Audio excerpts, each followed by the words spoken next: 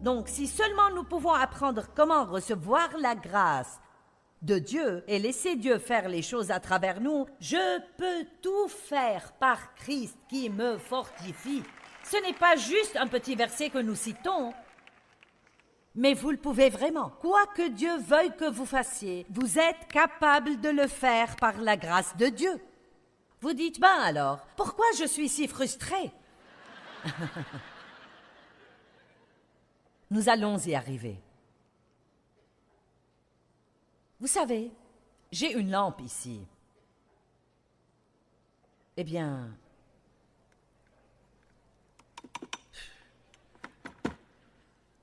pourquoi elle ne s'allume pas? Tu es une lampe, tu es supposé donner de la lumière. Où est la lumière? Oh, elle n'est pas branchée. Oh, il faut la brancher. Oh, oh. Wow, c'était facile. Ok, c'est comme cela. S'il y a une source d'énergie, la source d'énergie, c'est Dieu. Quelqu'un a déjà compris? Vous voyez comme vous êtes vif? Révélation. Il y a une source d'énergie juste là. Bon, ce n'est pas la faute de l'énergie si la lampe n'est pas branchée. Donc, ce que nous devons faire, c'est de nous brancher tout simplement. Chaque fois que vous vous sentez frustré, prenez un moment et branchez-vous. Chaque fois que vous vous sentez épuisé, prenez un moment et branchez-vous. N'essayez même pas de sortir de chez vous le matin sans être sûr que vous êtes complètement chargé, que toutes vos batteries sont complètement rechargées. Ok, voici un autre exemple. Oh là là, nous chargeons tout aujourd'hui. Nous chargeons ce laptop. Nous le vérifions plusieurs fois par jour. Voyons si le chargement est allumé. Mince, s'il diminue, nous le branchons. Allez, voici venir une révélation. iPhone, vous devez garder ce bébé chargé. Oh mon Dieu, nous allons bientôt préférer sortir de chez nous sans vêtements plutôt que sans téléphone.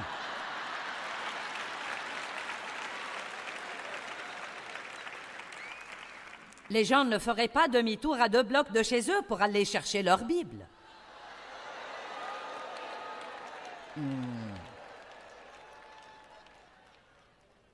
Nous allons faire comme si je n'avais pas dit ça. Oh, je la prendrai demain, pas de problème. J'allais m'asseoir dans la voiture et lire la Bible à l'heure du déjeuner, mais je le ferai demain. Nous retournons prendre le téléphone ou nous envoyons quelqu'un le prendre. Nous ne partons pas sans le téléphone, nous devons l'avoir parce que nous sommes si importants. Dieu seul sait que nous ne pouvons pas être déconnectés des gens que nous connaissons, pas 5 secondes. Il faut l'avoir sur soi. Et puis il y a la tablette qui doit être chargée. J'ai compté en fait et j'ai 10 appareils électroniques que je garde chargés tout le temps. 10. J'ai ce petit truc que je charge à ma ceinture qui me dit combien je fais de pas. Je veux le savoir parce que chaque pas, c'est des calories.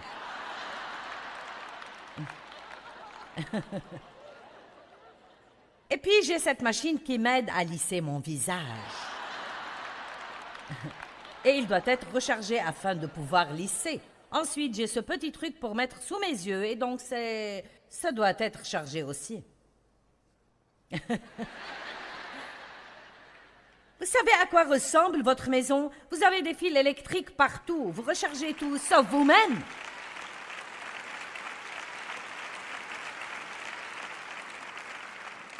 Ben, je suis frustrée. Je ne sais pas pourquoi je suis si frustrée. Je suis si fatiguée et malade de ça. Et je suis tellement frustrée. Et Dieu, je ne peux plus supporter cela. Certains sont venus à cette conférence en disant « Dieu, si tu ne me montres pas quelque chose... » Il me faut une parole de toi ce soir. Eh bien, en voici une. Branche-toi!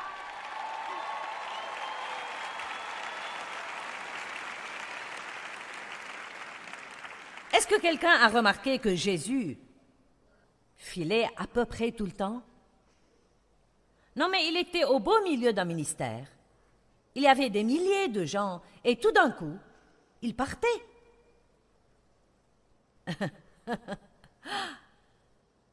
Il montait dans la montagne pour prier. Il le poursuivait là-bas, alors il s'occupait encore d'eux, puis il s'en allait ailleurs. Bon, vous savez, je n'ajoute pas quelque chose à la parole. Je ne ferai pas ça. Mais disons juste que Peut-être qu'il était fatigué. Peut-être que les idioties que les disciples faisaient le frustraient de temps en temps. Et peut-être qu'il disait « Ok, Père, il faut que je m'éloigne de là 1 minute. »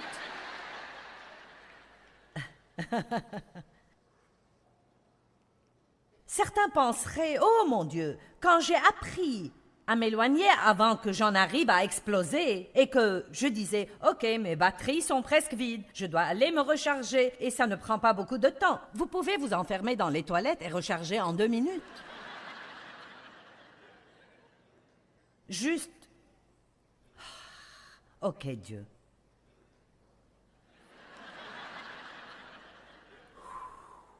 Nous voulons vivre par l'esprit, donc soyons assez intelligents pour réaliser quand nous tournons à vide et qu'il faut aller quelque part et revenir.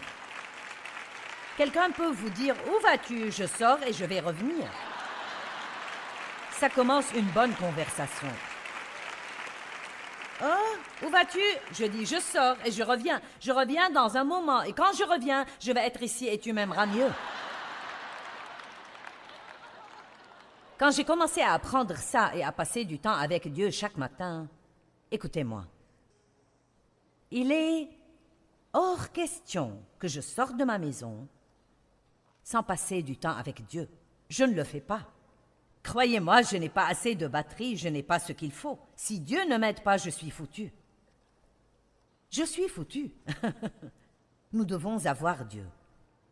Frustration égale œuvre de la chair. J'avais un aimant sur mon réfrigérateur qui disait « Frustration égale œuvre de la chair ». Car chaque fois que nous sommes frustrés, c'est que nous travaillons par la chair pour essayer de produire quelque chose que seul Dieu peut faire arriver et nous ne le ferons pas arriver jusqu'à ce que nous cessions de travailler par la chair et allons à lui et disons « Dieu, j'ai besoin de ta grâce pour faire arriver cela dans ma vie ».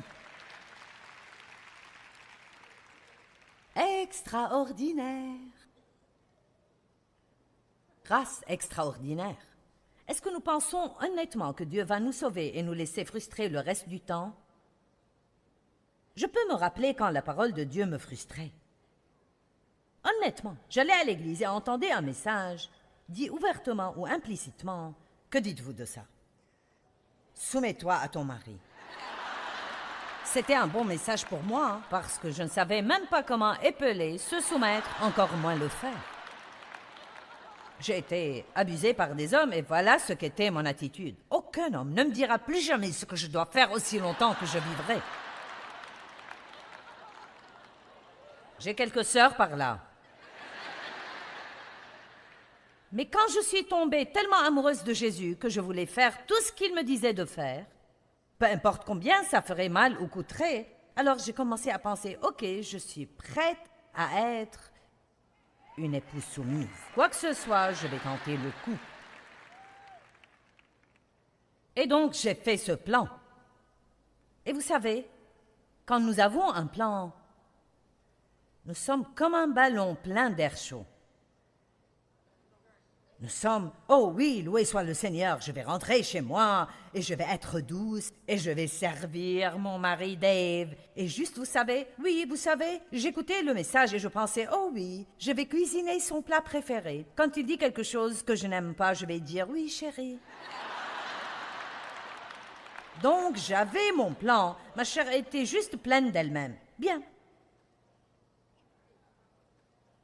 Vous avez fermé le ballon? Oh non, regardez, il s'en va. Ouh, ouh, ouh, ouh, ouh, ouh, ouh. Oh. Dieu, je suis si lassée, fatiguée de ça, j'essaye, et j'essaye, et j'essaye, et j'essaye. Et peu importe ce que je fais, Dieu, rien ne change jamais, rien ne change.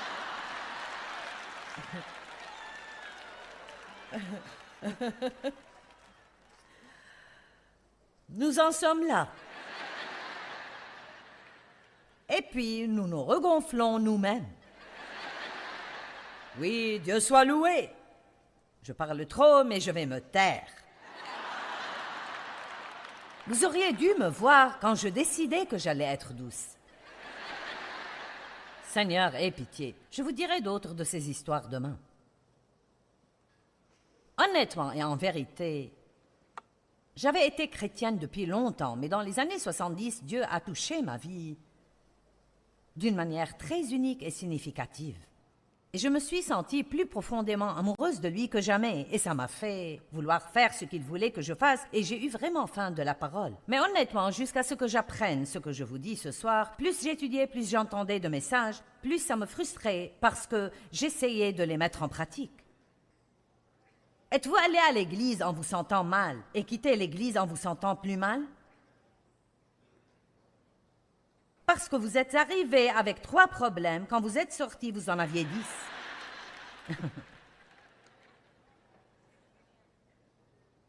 Il n'y a pas eu un message dont je n'avais pas besoin.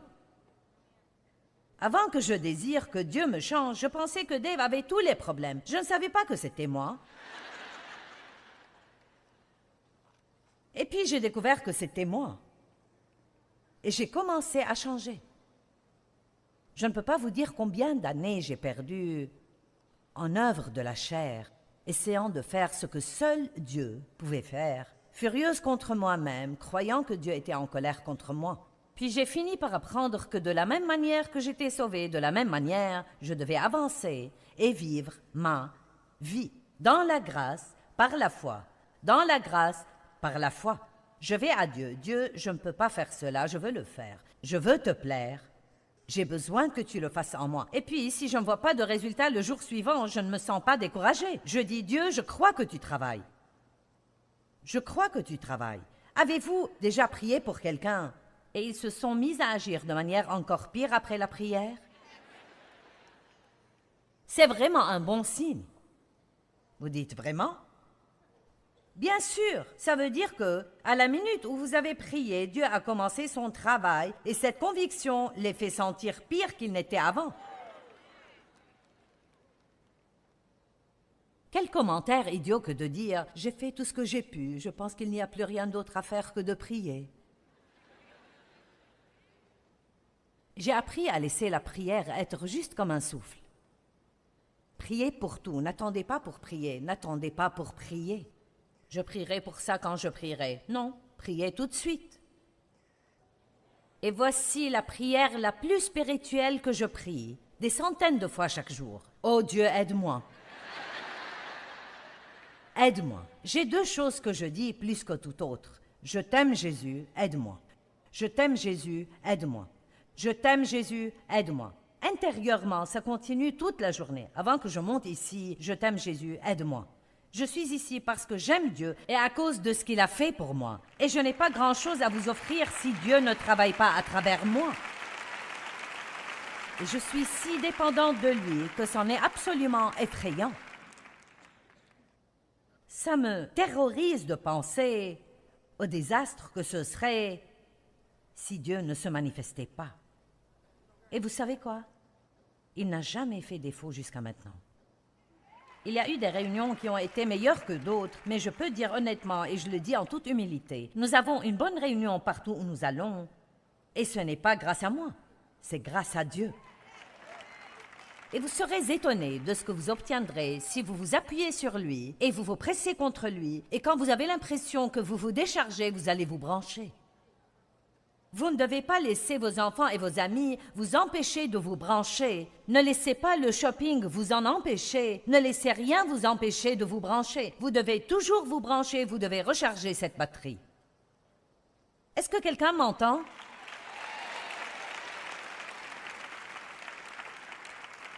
La façon dont nous lisons la parole est si importante. Ce livre est plein de promesses. Mais nous le lisons comme une loi. Quand je lis là-dedans, soyez bons, ce n'est pas une nouvelle loi qui fait que si je ne suis pas bonne, Dieu m'en veut.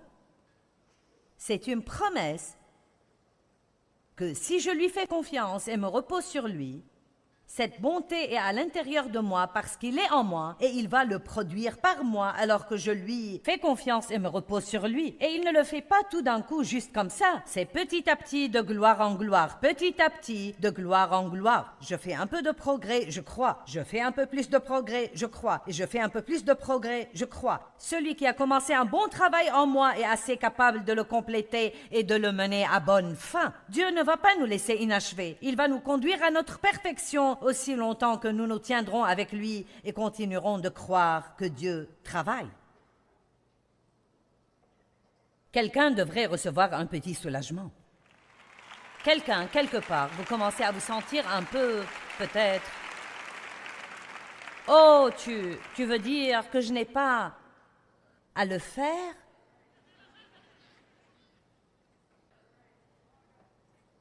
Galates 3.10 dit qu'aussi longtemps que nous vivons sous la loi, ou aussi longtemps que nous essayons d'être justes avec Dieu par la loi, nous sommes condamnés à la déception. Nous sommes condamnés à la déception. Il n'est pas possible de réussir tant que je lis cela et pense « je dois être bonne, sinon Dieu va m'en vouloir ». Par la grâce, nous sommes sauvés par la foi. C'est un don de Dieu. Par la grâce, vous êtes patient par la foi. C'est un don de Dieu. Par la grâce, vous êtes bon par la foi. C'est un don de Dieu. Quelqu'un m'entend? Par la grâce, je prêche ce soir et je dis par la foi, je fais un bon travail. Mais c'est un don de Dieu.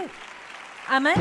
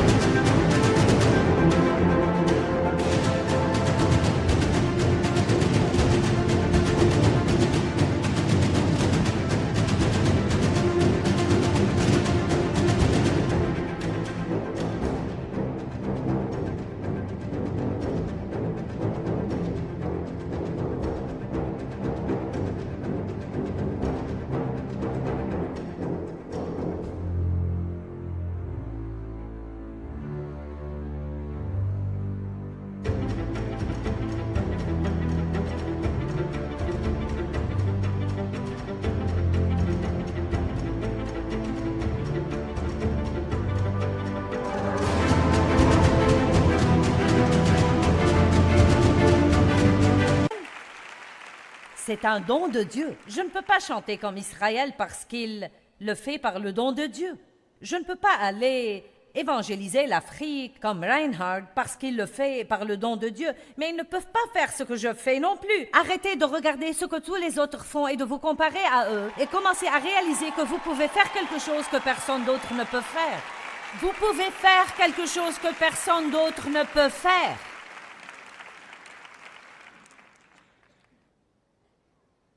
Amen. Allez, aimez-vous. Vous savez ce que je dis chaque jour? Et ça va sonner comme si j'avais les chevilles qui enflent, mais ce n'est pas ce que je veux dire.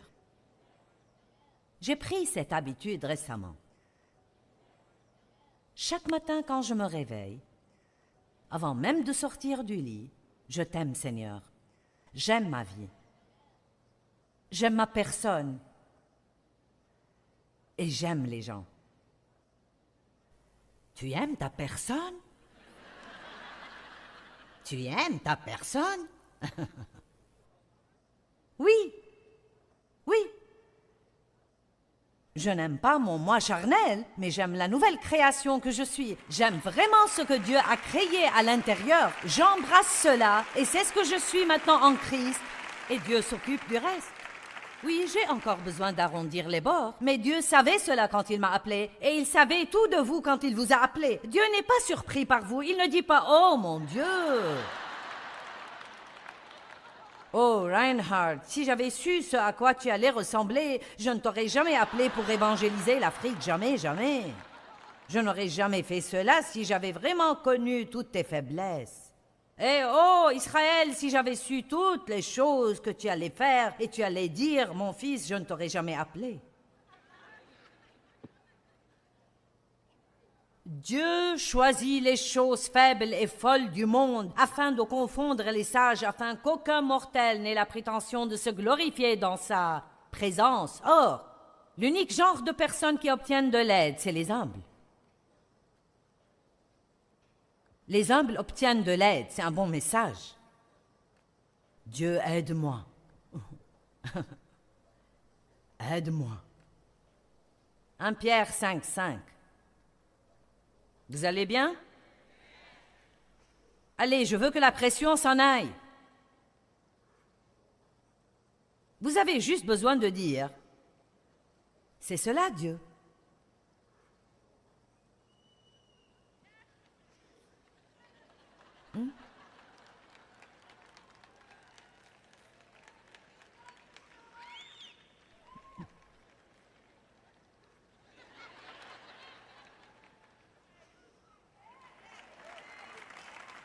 Tu es le bienvenu pour intervenir.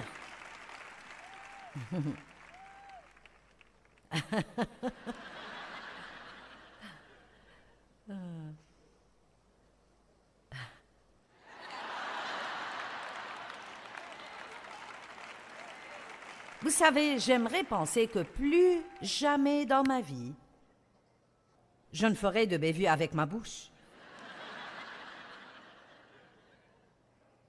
Mais pas tant que ça. Je doute que cela arrive vraiment. Je me suis améliorée. Ça a pris presque 40 ans à vivre dans la parole chaque jour. Vous savez quoi? Je suis une bouche dans le corps du Christ. C'est juste que parfois j'oublie où elle doit fonctionner et où elle doit se fermer.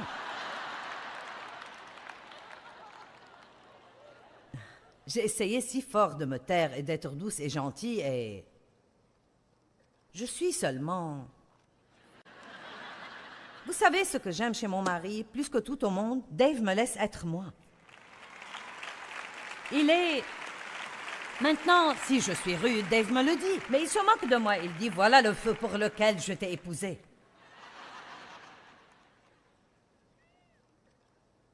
Et vous savez, Dieu nous prend.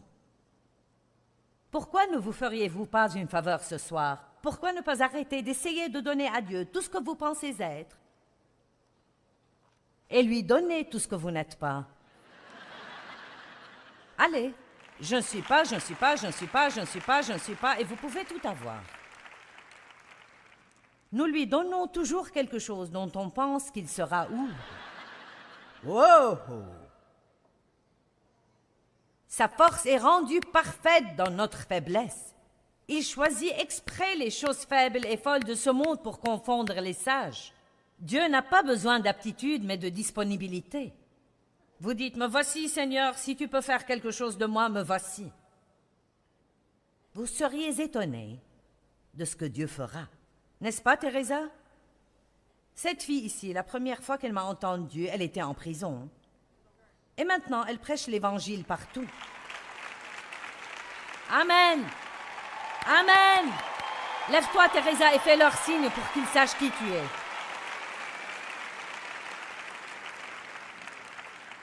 Oh, mon Dieu! En prison, pourquoi? Vente de drogue et possession de drogue? Usage de drogue et... La vie était un tel désastre. Bon sang, je vous le dis, Dieu a mis la main sur elle. Ouh! Quand Dieu met la main sur vous, il vous change en une autre femme, en un autre homme. Amen? 1 Pierre 5,5. De même, jeunes gens et de rang inférieur, soyez soumis aux anciens, les ministres et les pères spirituels de l'Église, rendant respect et soumission. Soumission! Qui sont dus à leurs conseils. Donc, il parle déjà de s'humilier suffisamment pour écouter ce que veulent vous dire les gens qui ont plus de sagesse que vous et qui sont là depuis plus longtemps et qui, en fait, en savent plus que vous. Tous, revêtez-vous d'humilité. Je pense que l'humilité est la vertu cardinale. Je pense que j'ai beaucoup réfléchi et je pense que les péchés sont enracinés dans l'orgueil. Parce que l'orgueil était le péché de Satan. Je. Tous revêtez-vous d'humilité comme la tenue d'un serviteur, afin que cette couverture ne puisse pas vous être retirée. Passons au plat de résistance. Affranchis de l'orgueil et de l'arrogance les uns avec les autres. Voilà la partie que vous devez saisir. Car Dieu résiste aux orgueilleux, aux insolents, aux autoritaires, aux dédaigneux, aux présomptueux, aux vantards, et il s'oppose à eux, les frustre et les vainc.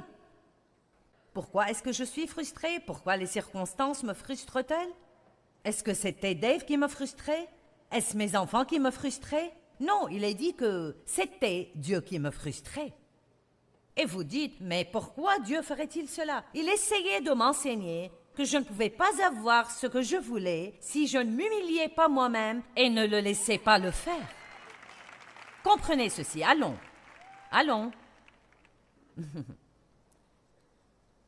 Dieu ne va pas vous laisser le faire. Et vous allez être frustré et tourner en rond autour du même obstacle, juste comme j'ai fait, et fait encore de temps en temps, jusqu'à ce que vous vous humiliez et disiez, Dieu, je ne suis rien sans toi. Je ne peux rien faire sans toi. J'ai besoin de toi. Aide-moi. Et il accorde sa grâce aux humbles. Nous avons deux choix dans la vie. Nous pouvons vivre une vie remplie de frustration ou nous pouvons nous humilier nous-mêmes et demander à Dieu de nous aider. Nous pouvons recevoir son don gratuit de grâce pour nous aider et c'est exactement ce que nous devrions faire.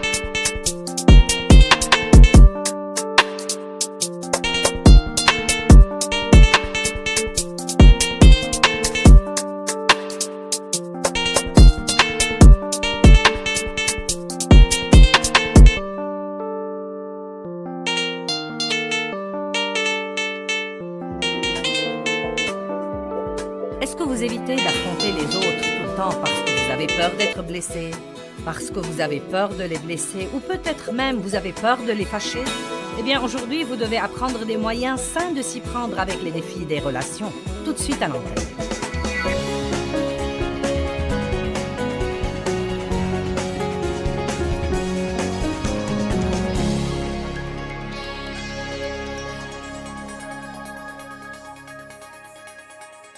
Maintenant, c'est notre zone de sécurité. C'est le titre de notre conférence ce week-end. Et elle parle de frontières et de limites et de marges. Elle nous apprend à rester dans les frontières de la parole de Dieu pour pouvoir être en sécurité. Le psaume 91:1 dit « Celui qui demeure sous l'abri du Très-Haut reste stable à l'ombre du Tout-Puissant, dont la puissance est imperméable aux ennemis. Je dis à l'Éternel, mon refuge et ma forteresse, mon Dieu, je m'appuie et je compte sur lui, et en lui, en toute sécurité, je me confie. » Et si vous connaissez bien le psaume 91, vous saurez qu'il continue par promesse après promesse après promesse après promesse sur la protection de Dieu contre la destruction et les fléaux qui peuvent frapper, même en plein midi. Mais il y a une note importante en bas de page dans la Bible amplifiée, en bas du chapitre, qui dit « Les promesses riches de ce psaume tout entier dépendent de répondre aux conditions des 2 premiers versets. » Donc je crois personnellement que l'abri, c'est les frontières de la parole de Dieu. Dieu ne nous dit jamais de faire quelque chose qui ne soit pas pour notre bien. Même quand je vous ai parlé auparavant de donner, Dieu n'essaie pas de vous prendre votre argent.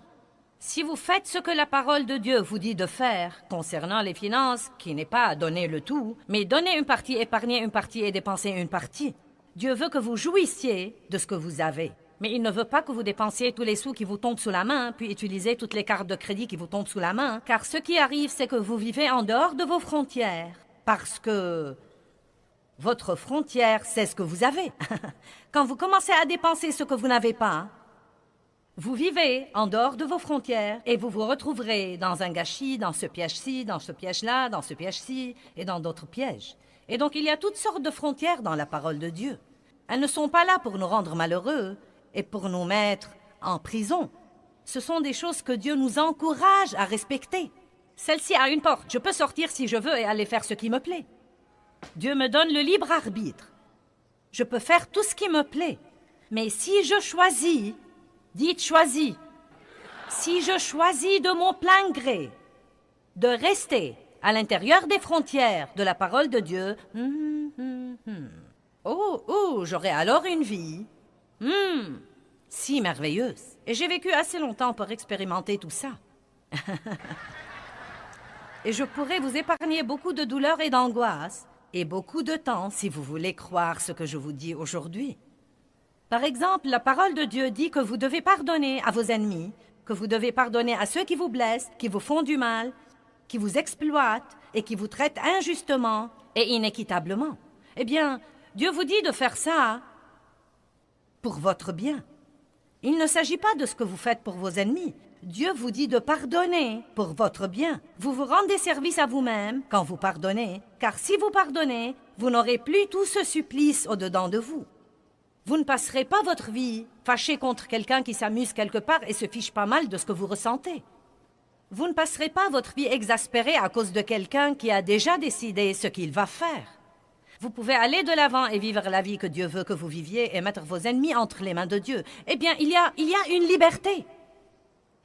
J'ai détesté mon père pendant des années parce qu'il avait abusé de moi sexuellement dans mon enfance. Je n'étais pas libre. Quand votre cœur est rempli de haine et d'amertume et de colère et de ressentiment, vous n'êtes pas libre.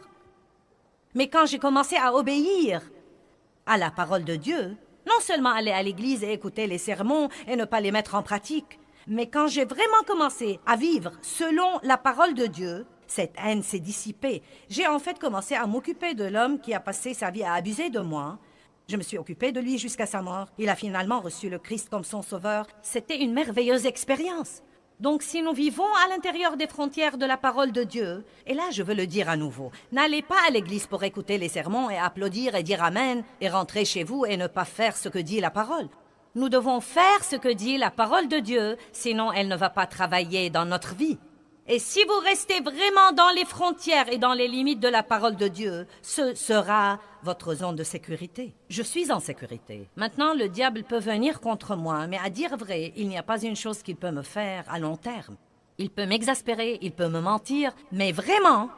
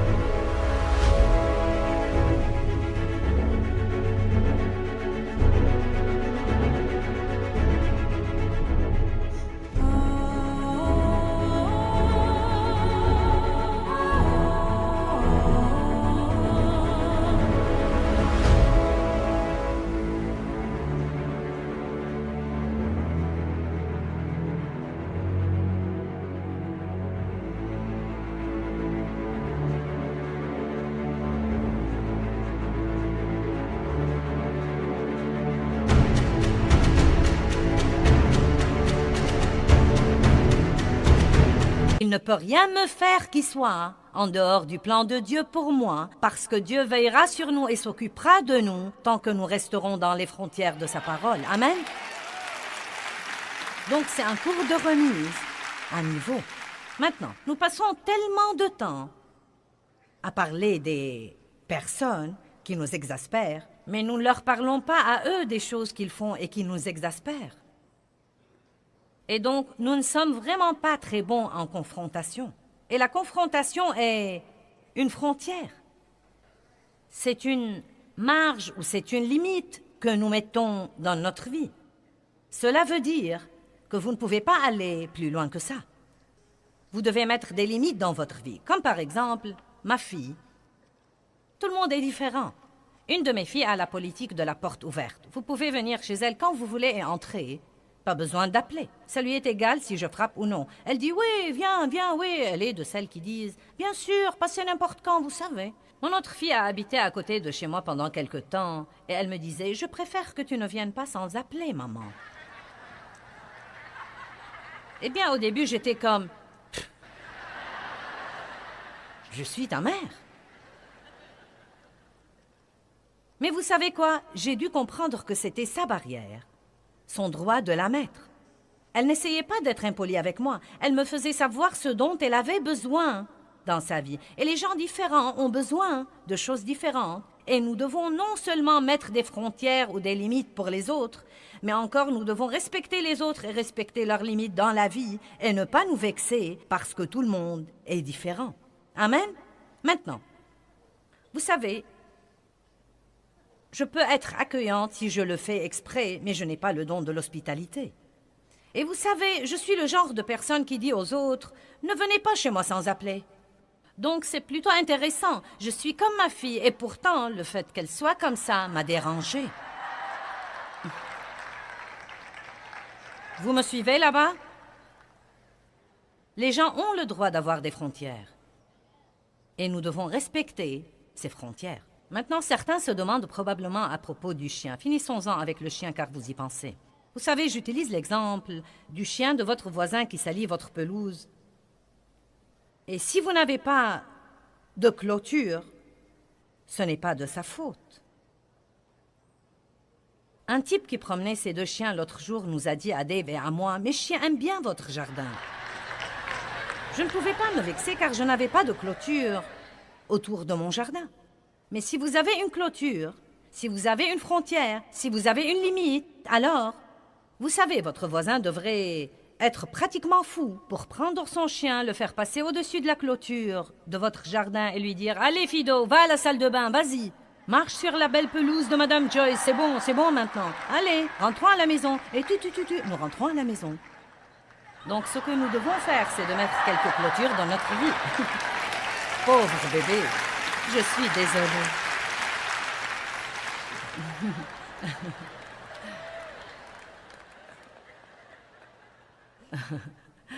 Nous devons donc mettre des clôtures dans notre vie et arrêter de laisser tout le monde nous marcher sur les pieds puis nous fâcher contre eux parce qu'ils le font. Quelqu'un peut dire Amen ce matin?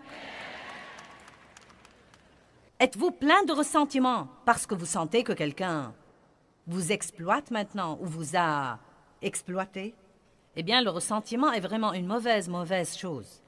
Et il est parfois un peu difficile à détecter. Je crois que vous l'avez parfois. Vous l'avez un peu plus avec le non-pardon. Mais le ressentiment est comme une racine profonde qui s'enracine en vous et elle est comme... Elle fait quelque chose dans votre attitude. C'est presque plutôt comme un... Vous savez, cette chose qui est juste. Vous savez, nous ne sommes pas ouvertement fâchés contre vous, mais nous sommes... Juste, tu m'embêtes plutôt. Tu sais, je t'en veux plutôt. Je n'aime pas que tu sois béni et je n'aime pas que tu passes me voir. Et je n'aime pas ton allure. Vous savez, juste...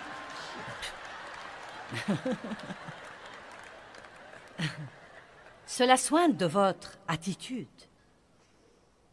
Je crois que ça fait partie de la raison pour laquelle les gens font des dépressions. Ce n'est pas la seule raison. Il y a beaucoup de raisons pour ce genre de choses. Mais je pense que c'est en grande partie la raison pour laquelle les gens ont comme une lourdeur dans leur vie. Parce qu'ils sont irrités, ils sont aigris.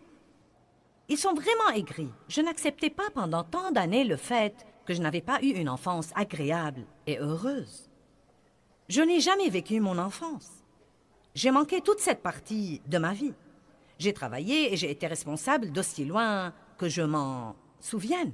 Et j'ai traversé des périodes où j'en étais vraiment contrariée. Vous savez, ce n'était pas bon, ce n'était pas juste.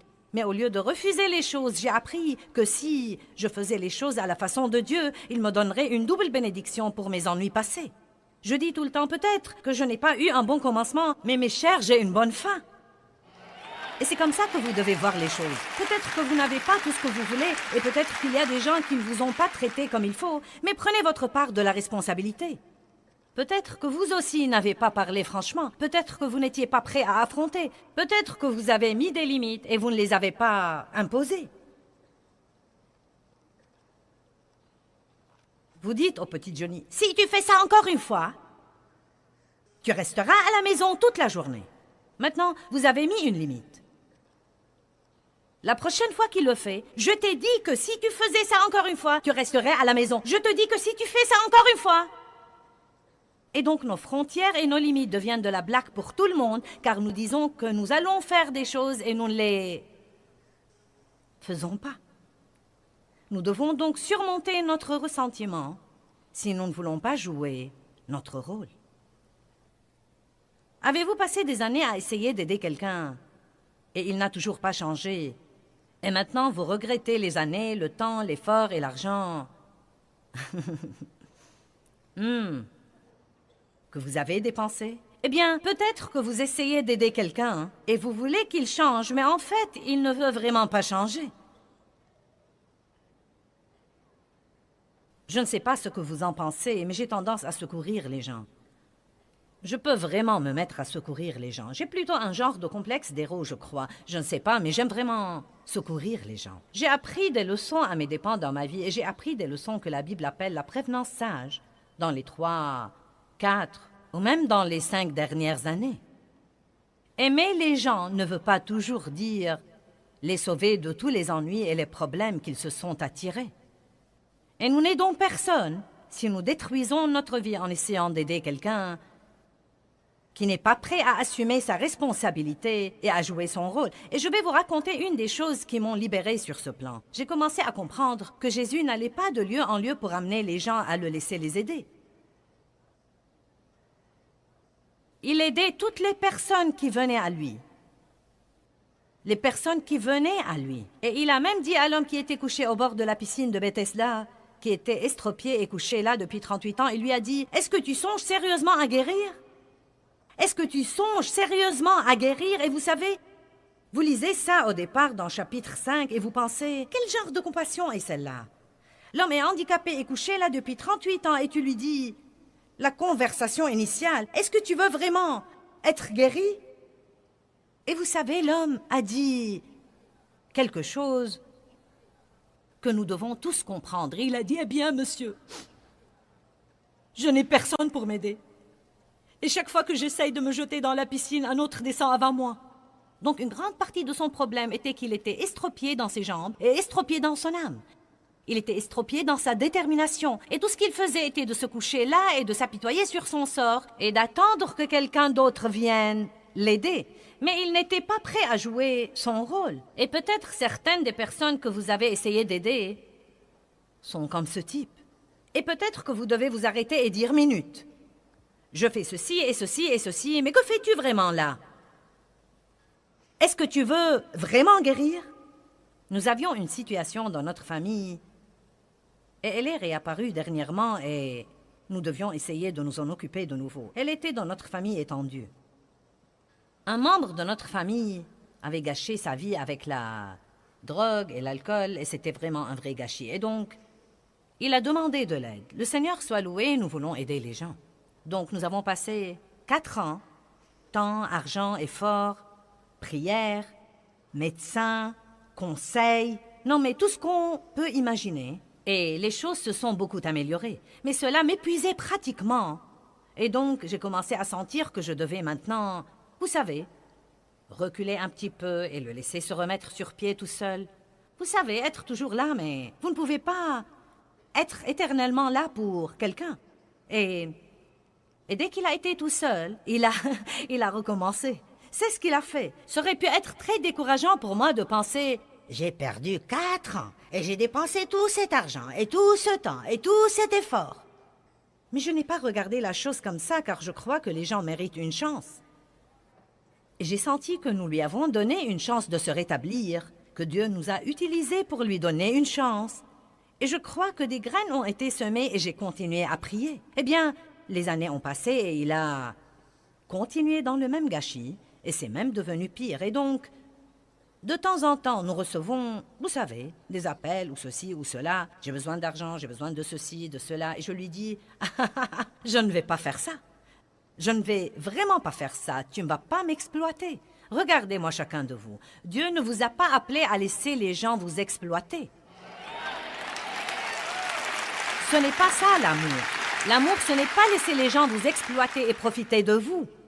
L'amour, c'est être mené par l'esprit pour savoir qui aider et comment les aider et combien les aider et que faire pour eux ou ne pas faire pour eux. Et je crois parfois que comme chrétiens, nous sommes vraiment déboussolés sur ce plan, car nous croyons que si nous ne donnons pas toute notre vie à quelqu'un dont la vie est gâchée, c'est que nous ne l'aimons pas et c'est que nous ne nous sacrifions vraiment pas.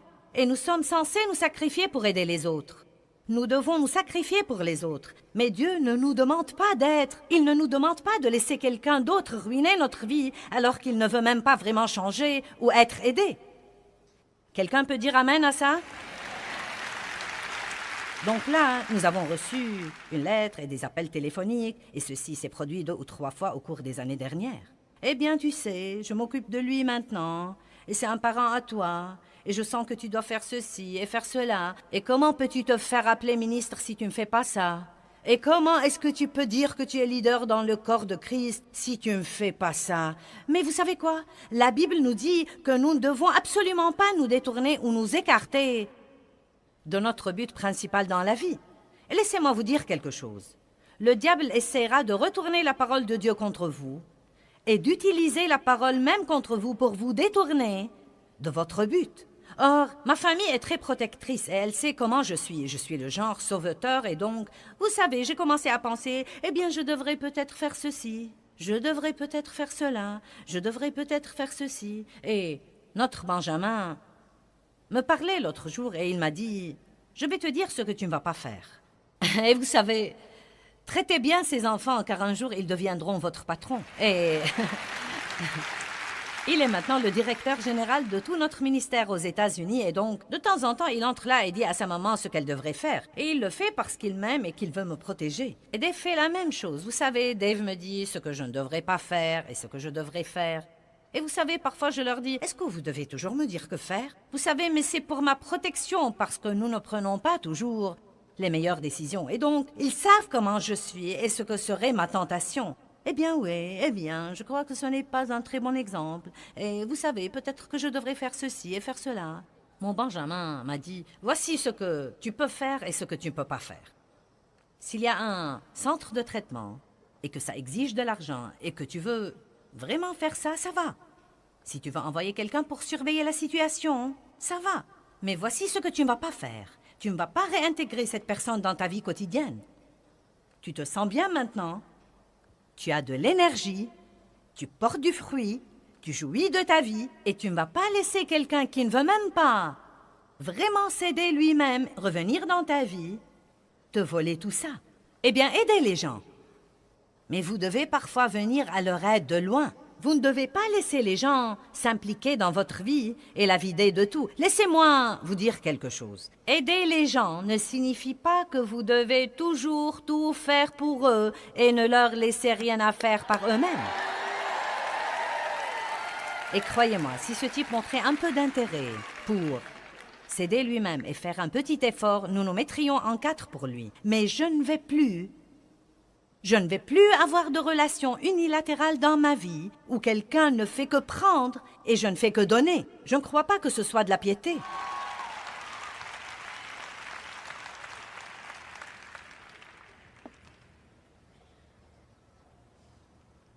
Parfois, nous aidons les gens tellement que nous créons en eux des attentes que nous ne pouvons pas par la suite maintenir.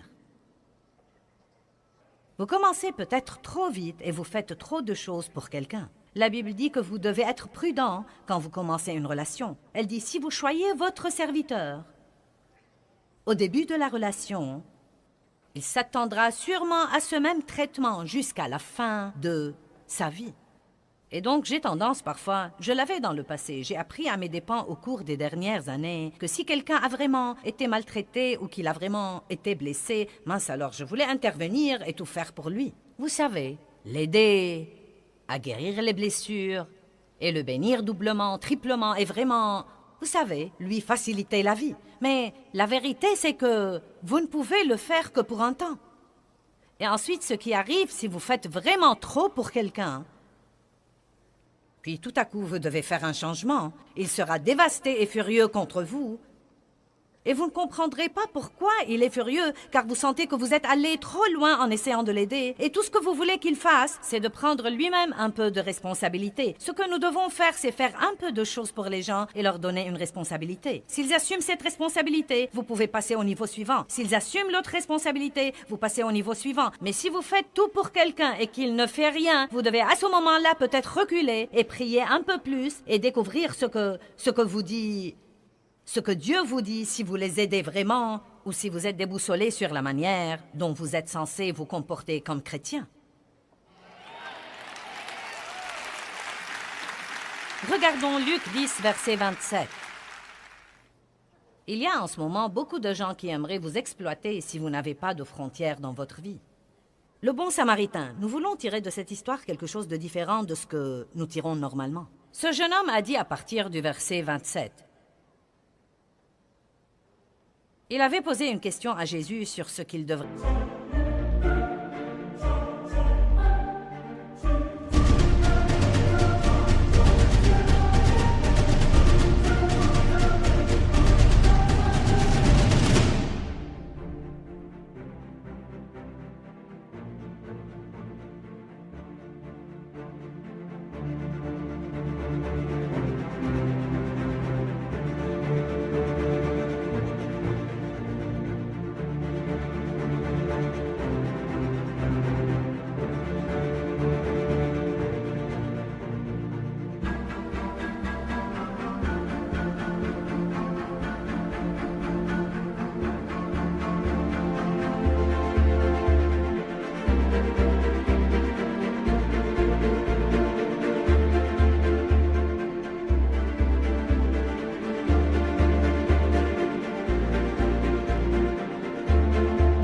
faire pour avoir la vie éternelle. Ils ont eu une conversation et il a dit, oui, je fais tout ça. Et Jésus a dit, tu aimeras le Seigneur, ton Dieu, de tout ton cœur, âme, pensée et force, et ton prochain comme toi-même. Ensuite, ce type est entré dans ce genre de conversation religieuse. Et qui est mon prochain? Et c'est plutôt intéressant pour moi. Il ne voulait pas aider quelqu'un, donc il essayait de s'esquiver.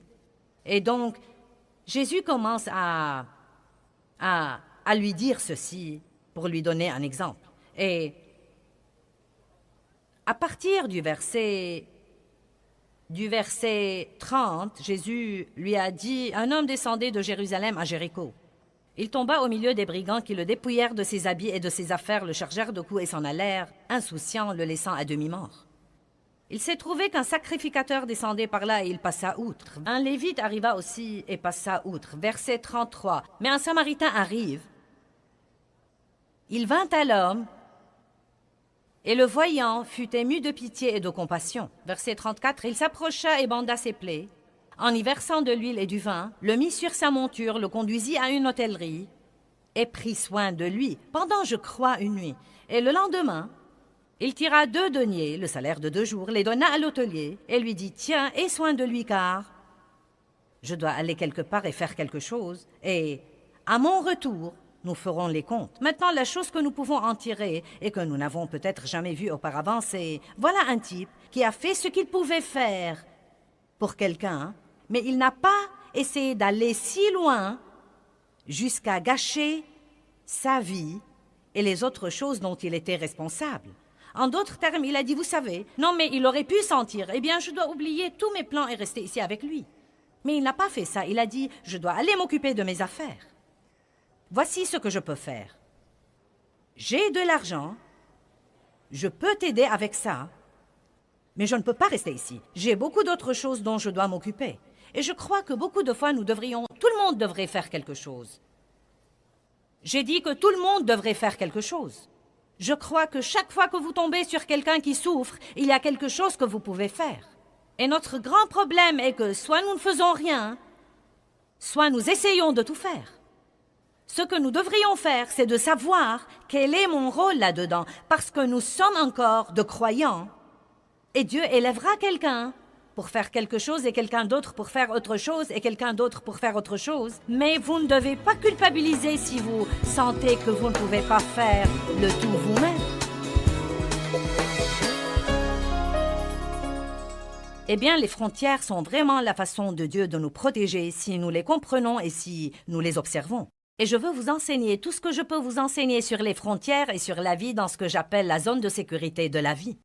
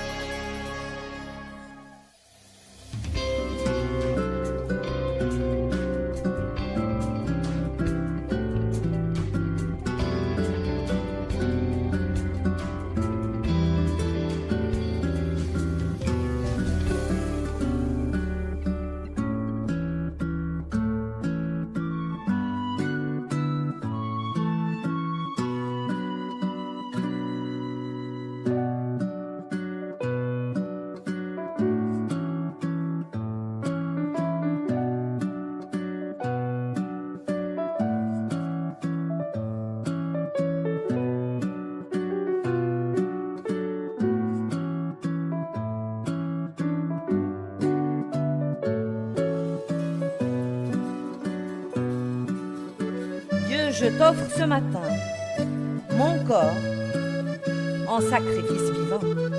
Toutes mes facultés, tous mes sens, je te les offre, Dieu. Je te demande de parler par ma bouche aujourd'hui, voir par mes yeux. Dieu, parle à travers moi. Touche avec mes mains, marche avec mes pieds. Ressens avec mes émotions, pense par ma pensée. Me voici, Dieu. Travaille à travers moi.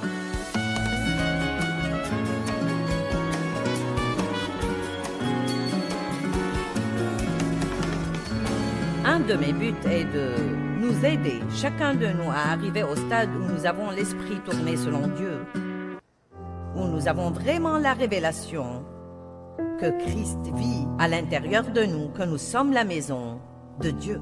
À chaque fois que nous entendons ça, nous devrions dire « Je suis la maison de Dieu ».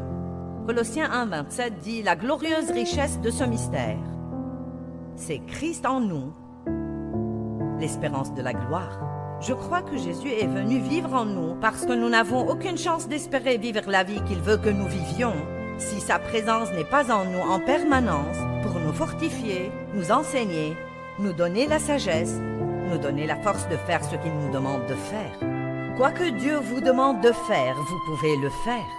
Il va probablement vous demander de faire quelque chose que vous ne voulez pas faire, mais il ne vous demandera pas de faire quelque chose que vous ne pouvez pas faire.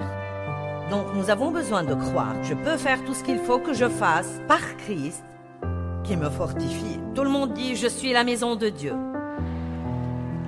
Regardons deux passages de l'Écriture. 1 Jean 3, 24. Et je suggère que vous notiez ces passages. Lisez-les à la maison chaque jour. Méditez-les jusqu'à ce que vous ayez vraiment la révélation que vous êtes la maison de Dieu. Ceux qui gardent les commandements de Dieu, qui obéissent à ses ordres et suivent ses plans, vivent continuellement, restent et demeurent en lui et Dieu vit en eux. Ils laissent Christ devenir une maison pour eux et ils sont la maison de Christ. Ils sont une maison pour Dieu et il est une maison pour eux. 1 Corinthiens 6, 19. Ne savez-vous pas que votre corps est le temple, le véritable sanctuaire du Saint-Esprit qui vit, où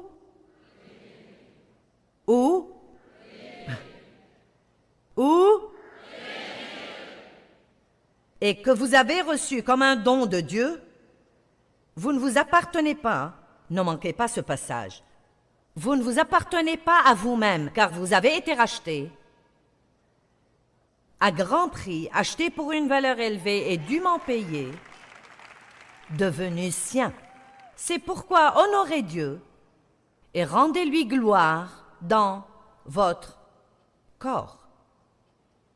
J'encourage assez souvent les gens à prendre soin d'eux-mêmes. Prenez soin de vous physiquement, prenez soin de vous mentalement. Vivez une vie équilibrée. Je pense qu'il est important qu'en tant que maison de Dieu, nous paraissions au mieux que nous pouvons, ayons la meilleure santé que nous pouvons avoir, ayons un sourire sur notre visage, au lieu d'avoir tout le temps une attitude de déprimé. Il arrive que vous n'arriviez pas à ne pas vous sentir mal, mais il y a des choses que nous pouvons faire et il faut faire ce que nous pouvons pour honorer Dieu dans nos corps. Pourquoi est-ce important pour moi?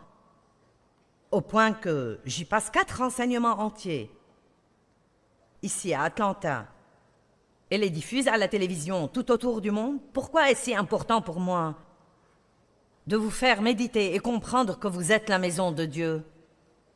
Parce que j'ai été de nombreuses années une chrétienne religieuse. J'aimais Dieu, je croyais que j'étais sauvée, mais je ne savais rien de ce que j'avais obtenu en tant que croyante. Je ne connaissais pas mon héritage de croyante. Je croyais que Dieu vivait tout là-haut, quelque part dans le ciel, et qu'un jour, bientôt au paradis, je pourrais vivre avec lui.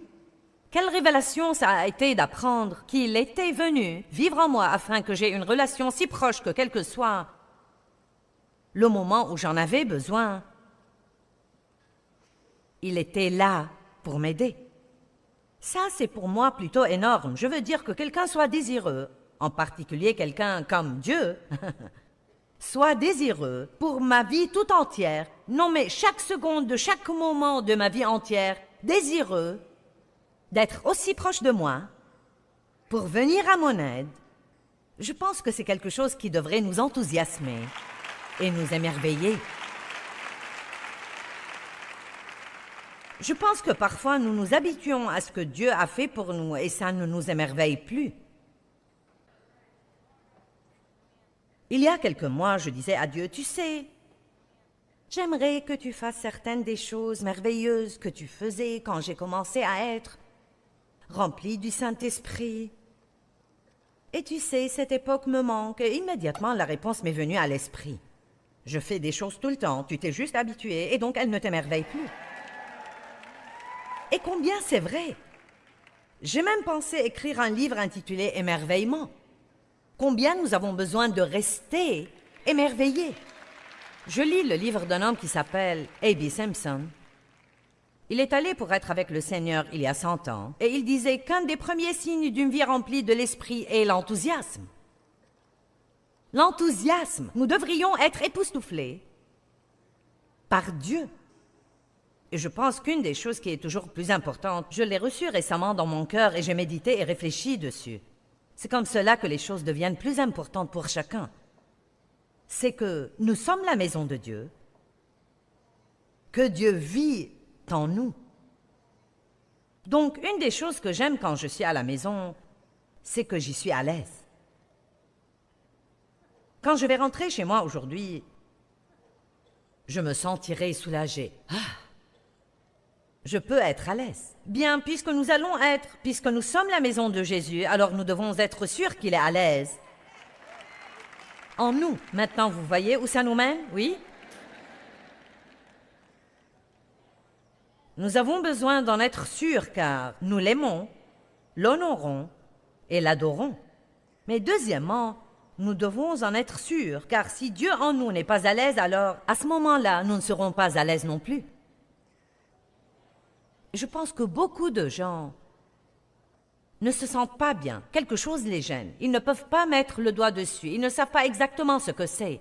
Ils sentent une lourdeur. Ils sont de mauvaise humeur. Qui est d'accord? Je pense que c'est parce que le Saint-Esprit qui vit en eux est attristé par quelque chose qu'ils font, à cause d'une attitude qu'ils ont, la façon dont ils ont parlé à quelqu'un, sans même réaliser ce qu'ils faisaient, sans jamais penser à se repentir. Et donc le Saint-Esprit est attristé, et donc cette personne est attristée. Quand nous nous sentons comme cela, nous devrions nous arrêter un moment et juste dire, « Dieu, y a-t-il quelque chose que j'ai fait qui attriste ton Esprit Saint ?» Peut-être qu'il n'y a rien. Ne faites pas la chasse aux sorcières chaque fois que vous avez un coup de mou. Mais ça ne fait pas de mal non plus de dire, « Dieu, s'il y a quelque chose que j'ai fait... » Vous savez, si quelqu'un dans ma maison ou quelqu'un dont je suis proche est attristé, je suis dans leur entourage, je le sens. Donc, si le Saint-Esprit est attristé en moi, je vais me sentir attristé. Et vous savez, une des choses dont la Bible dit qu'elle attriste le Saint-Esprit, en Éphésiens 4, en commençant au verset 29, c'est la façon dont nous parlons aux gens. La façon dont nous parlons aux gens. Regardons Éphésiens 4, 29. Nous ne voulons pas rater cette opportunité. Je veux que Dieu soit content en moi, comme ça je peux me sentir contente. J'ai quelques personnes ici qui sont d'accord avec moi, donc c'est super.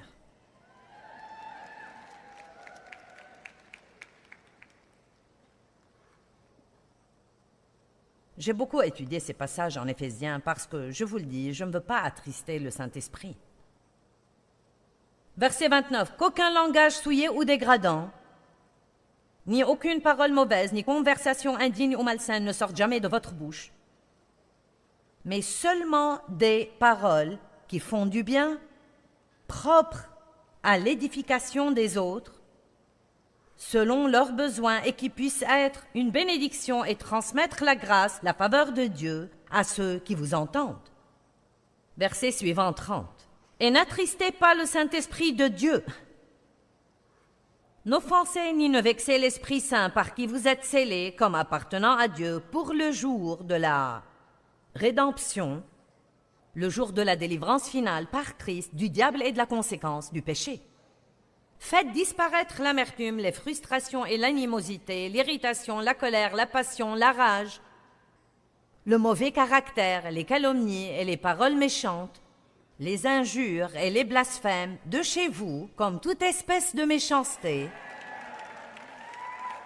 rancune, paroles mal intentionnées ou bassesse, de toutes sortes. » Et ensuite, il continue en disant, « Mais au lieu de cela, soyez serviables et aimants et compatissants. » Et bon, je veux juste souligner le point que Dieu est vraiment proche de nous et que quand nous disons des choses méchantes aux autres, ça le blesse.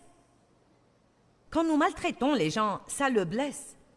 Quand nous gardons du ressentiment et ne pardonnons pas, ça ne nous blesse pas seulement à nous, ça blesse Dieu. Pourquoi ça blesse Dieu?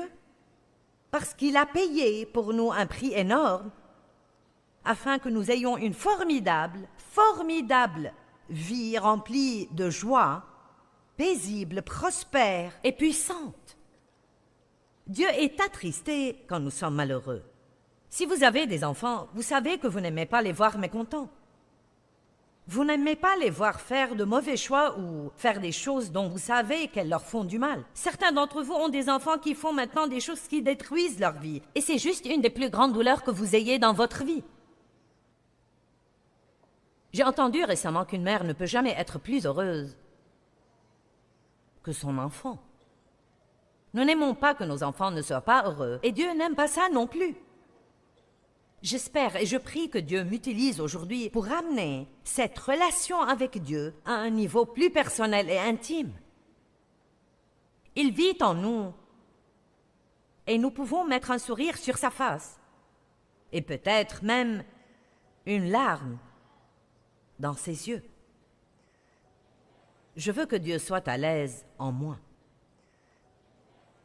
Jésus réside dans notre maison. Et pourtant, nous respectons plus certains invités qui me font que passer que nous respections Dieu qui vit et demeure en nous. Une fois, j'étais en train de faire une crise de colère contre mes enfants. Et vous savez, si nous sommes honnêtes, quand nous sommes jeunes mères et que nous avons beaucoup de responsabilités et que nous ne sommes pas encore matures en Dieu et que nous sommes encore pleines de problèmes du passé, nous sommes...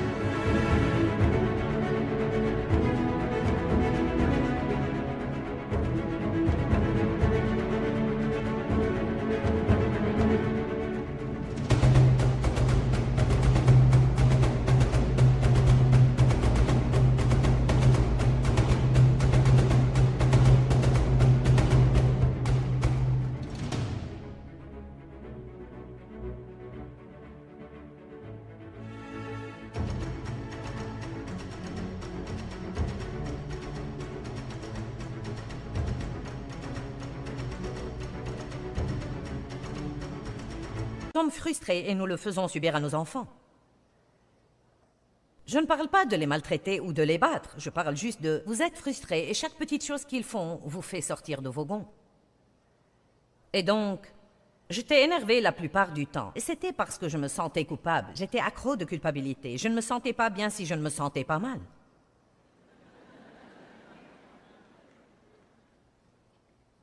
Et donc, je disais à mes enfants d'aller jouer. Puis je leur disais, rangez ces jouets, rangez ce désordre. Je croyais que jouer voulait dire se tenir comme ça dans un coin et dire « Oui maman, oui maman, oui maman ». Un jour, quelque chose m'a fait sortir de mes gonds. « Mais rangez ce désordre, je passe mon temps à ranger ici et là. Vous ne faites que mettre du désordre, vous ne pouvez pas faire une seule chose correctement. » Et puis après ma petite crise, je disais « Désolé Dieu, je suis tellement désolée Dieu, je ne peux pas m'en empêcher. » Est-ce que quelqu'un connaît ça? Et j'étais désolée et je pensais vraiment que je ne pouvais pas m'en empêcher. Nous pouvons nous empêcher de faire beaucoup de choses. Mais nous pensons que nous ne le pouvons pas.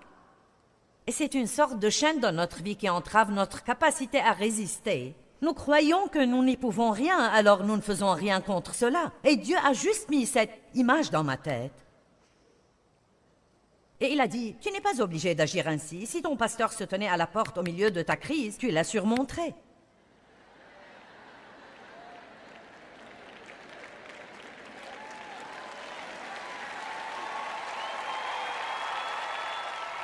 Je veux dire, j'aurais répondu à la porte, loué soit le Seigneur. Gloire à Dieu, je suis très contente de te voir. Les enfants, oh oui, les petits chéris, ils sont en train de jouer.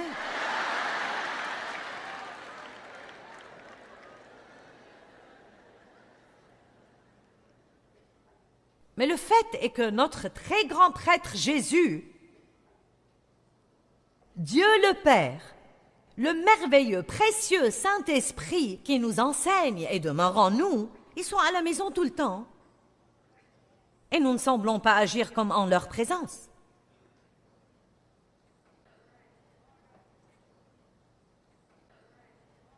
Dieu, je prie que tu mettes une double portion d'onction sur ce message et que les gens les comprennent, que je le comprenne, que nous le comprenions tous, que les gens qui regardent la télé le comprennent. Dieu voit tout ce que nous faisons, il voit tout. Il entend tout ce que nous entendons. Nous ne le laissons pas à l'église le dimanche matin. Nous sommes sa maison, nous sommes la maison de Dieu. Ça m'émerveille chaque fois que je dis cela. Nous devons apprendre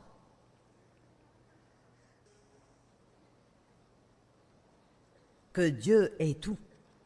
Tout est au sujet de Dieu. Tout a commencé en lui. Tout est maintenu en lui. Tout finit en lui. Et il doit être le centre de votre vie et le numéro 1 dans la moindre chose que nous faisons.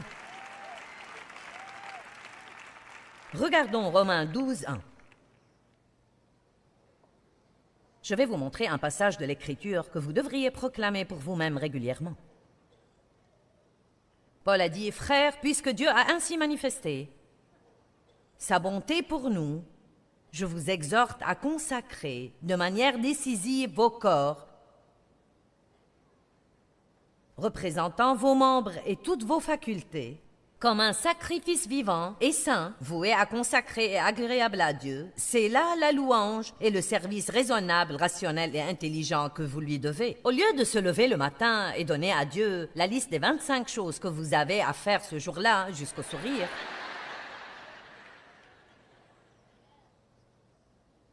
au lieu de cela, pourquoi ne pas commencer avec Psaume 25:1 « Seigneur, devant toi, je présente ma vie » et ensuite continuer avec Romains 12. « Dieu, je t'offre ce matin mon corps en sacrifice vivant. Toutes mes facultés, tous mes sens, je te les offre, Dieu. Je te demande de parler par ma bouche aujourd'hui, voir par mes yeux. Parle à travers moi. Touche avec mes mains, marche avec mes pieds. ressens avec mes émotions, pense par ma pensée. Me voici, Dieu. Travaille à travers moi, utilise-moi. Je veux être ton représentant dans le monde aujourd'hui. Père, quand je passe la porte de chez moi, je voudrais que les gens ressentent, après m'avoir vu, qu'ils ont vu Jésus. Merci, Père. Vous savez, Dieu est si impersonnel et si irréel pour tant de monde. Et tant de gens dans le monde aujourd'hui sont dans un état si triste et pathétique. Je suis si reconnaissante de ce que je sais grâce à toutes ces années d'études de la Bible, parce que la connaissance nous garde d'être trompés. Beaucoup de gens sont allés à l'église et ont été déçus par une expérience religieuse ou par des gens religieux qui les jugeaient et les critiquaient. Ils sont allés à l'église et n'ont pas trouvé d'aide concrète et donc ils en ont conclu que Dieu ne peut pas les aider et cela me rend triste. Et beaucoup de gens cherchent Jésus et la façon dont ils vont le voir, c'est à travers ses enfants. Nous avons besoin de plus qu'un autocollant de voiture et de quelques bijoux chrétiens et d'un peu de langage d'église et d'un lecteur CD branché sur notre tête. Nous avons besoin de fruits. De fruits. Dans l'évangile de Matthieu, Jésus maudit un figuier. Il passait à côté. La Bible dit qu'il avait faim et qu'il s'est approché du figuier pour trouver à manger. Mais il n'y avait rien que des feuilles. Et si vous étudiez, vous verrez qu'un figuier, quand il a des feuilles, il a toujours des fruits sous ses feuilles. Bien, je vois tous nos falbalas chrétiens comme des feuilles. Et donc, souvent, les gens viennent à nous en cherchant des fruits parce que nous avons un autocollant de voiture. Nous avons la croix autour du cou. Nous avons la bouche remplie de « Loué soit le Seigneur, merci Jésus ». Nous allons à l'église chaque dimanche, mais voilà qu'ils arrivent, ils ont faim, ils ont des besoins et ils ne trouvent pas de fruits. Jésus a maudit le figuier parce que c'était un faux.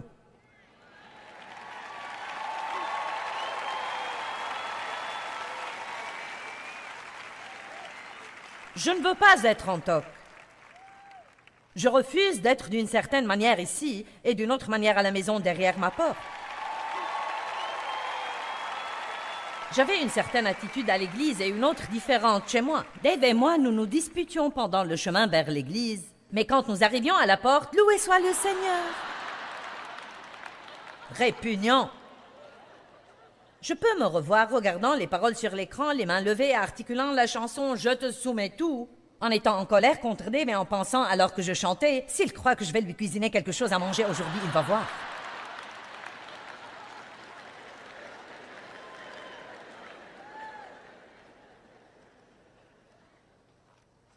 Donc, si nous allons faire cela, si nous allons faire cette chose chrétienne, alors pourquoi ne pas prendre la décision aujourd'hui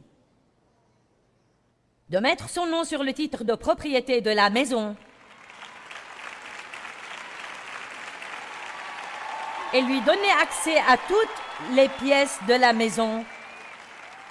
Laissez-le à l'extérieur de pièces religieuses, spirituelles, vos pièces chrétiennes, et donnez-lui le contrôle du lieu entier.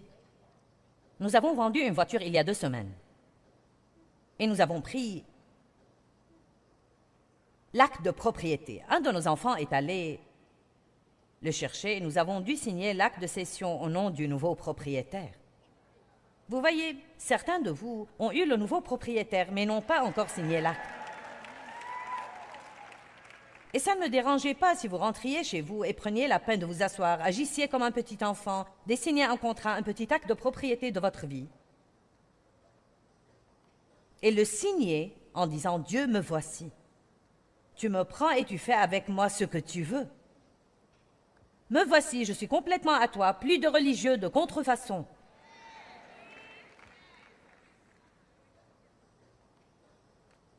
Fais ce que tu veux avec moi. Nous devons être sûrs que nous gardons Dieu au premier plan dans nos vies.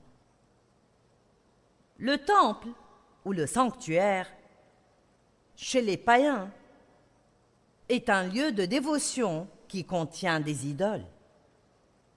Chez le peuple de Dieu, c'est sa maison où demeure sa présence. Nous sommes le sanctuaire de Dieu. Est-ce qu'un chrétien peut aussi adorer des idoles? Oui. Vous dites, attends, je ne ferai pas ça. Absolument n'importe quoi peut devenir une idole.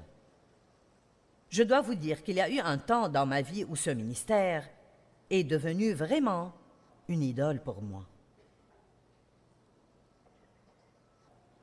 Quand j'ignorais de fait la sagesse de Dieu pour faire des choses dont je pensais qu'elles allaient aider mon ministère, et je suis reconnaissante de ce que j'ai appris et que je peux dire maintenant non à ce à quoi Dieu dit non, et oui à ce à quoi il dit oui, sans faire attention à ce que les gens vont penser ou dire.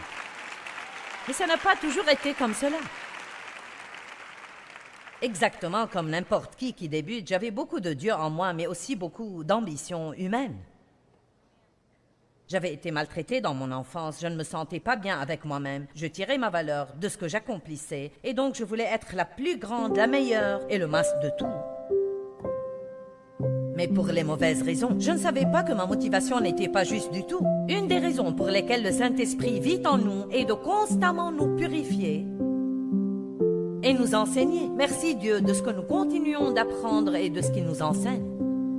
Notre travail peut devenir une idole. L'argent peut devenir une idole. Posséder des choses peut devenir une idole. Une personne que vous aimez peut devenir une idole. Vous dites, que veux-tu dire par là? Vous allez vous prosterner devant eux et faire ce qu'ils veulent avant de vous prosterner devant Dieu et faire ce qu'il veut. 1 Corinthiens chapitre 6 verset 19 dit que nous sommes le temple de Dieu, ce qui veut dire que nous sommes le foyer ou la maison de Dieu. Il vit en nous et nous devons décider d'être constamment conscients de lui, tout le temps.